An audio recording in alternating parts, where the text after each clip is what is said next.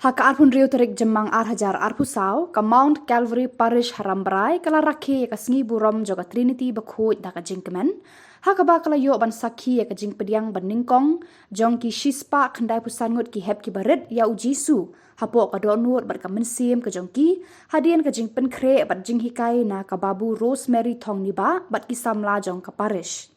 Ya kamas Bakhuid lapan menta do Reverend Padar Alistar Marwen SDB, hakajing senran lang u Father Jel Gilbert Boy SDB, but u Assistant Parish Priest Padar Alexius Dekar SDB, hakajing asyim benta syit rehem ki Peit ringet, wat lada u selap ulawan ban pentut yaki.